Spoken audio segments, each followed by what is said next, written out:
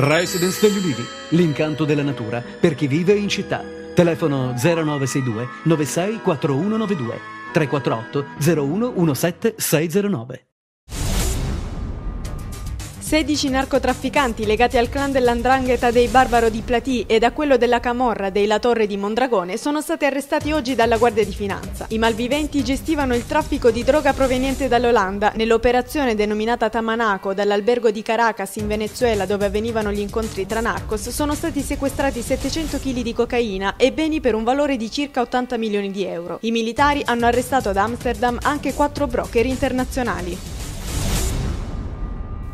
È stato accoltellato nella notte Antonio Bisignani, sindaco del piccolo comune di Sant'Agata d'Essaro, nel Cosentino. Secondo quanto appreso, stava uscendo intorno a mezzanotte dall'abitazione dei genitori quando è stato aggredito da un gruppo di 2 o 3 persone e ferito con un'arma da taglio ed una gamba in modo lieve. Bisignani, ricoverato in una clinica a Belvedere Marittimo, è in carica da 1 anno e numerose volte era già stato vittima di atti intimidatori.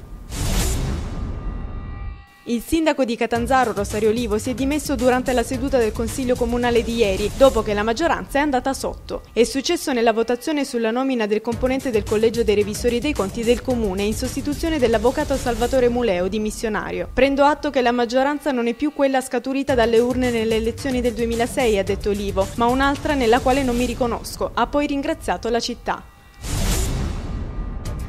Anche Maria Perrusi, Miss Italia 2009, oggi tra i banchi di scuola per la prima prova dell'esame di maturità. La calabrese più bella d'Italia ha svolto la prima prova scritta nell'Istituto Tecnico Commerciale Pizzini di Paola, nel Cosentino. Le tracce su cui si sono confrontati 500.000 studenti vanno da Primo Levi ad Aristotele, passando per la ricerca della felicità. Per essere ammessa agli esami, Maria si è preparata da privatista, a causa delle assenze che ha fatto a scuola per il suo lavoro.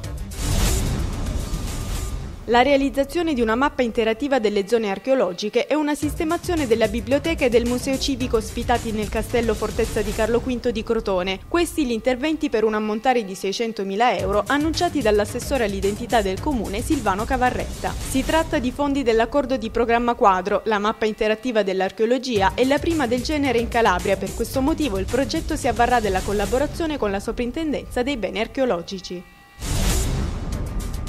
È stata inaugurata ieri presso la Sala Giunta della Camera di Commercio di Catanzaro la nuova sede regionale della Calabria della Federazione Nazionale della Proprietà Edilizia. Durante la conferenza stampa, a cui hanno partecipato tra gli altri il presidente e il vicepresidente nazionali di Federproprietà, Massimo Henderson e Francesco Granato, sono state illustrate le linee guida dell'organizzazione, in particolare per il sud della Calabria, nel triennio 2010-2012. È stato festeggiato nella Basilica Cattedrale di Reggio Calabria con una messa solenne officiata dall'arcivescovo di Milano Dionigi Tettamanzi il 50° anniversario dell'ordinazione sacerdotale dell'arcivescovo di Reggio Calabria Bova, Monsignor Vittorio Mondello. Nel Duomo, gremito di fedeli a salutare il sacerdote, divenuto ormai punto fermo per l'intera comunità, erano presenti numerose autorità civili e militari della Calabria e della Sicilia. Anche la provincia di Crotone ha promosso dal 24 al 26 giugno prossimi iniziative nell'ambito della Giornata Mondiale del Rifugiato, in collaborazione tra gli altri con il comune di Crotone, l'Agora Croton e le Misericordie di Isola Caporizzuto. Si comincia giovedì 24 giugno alle 9:30 presso il Centro Studi Rosminiani di Isola Caporizzuto con un convegno sul tema l'attuale situazione dei diritti umani in Iraq. Altre iniziative sono previste al Castello di Carlo V di Crotone.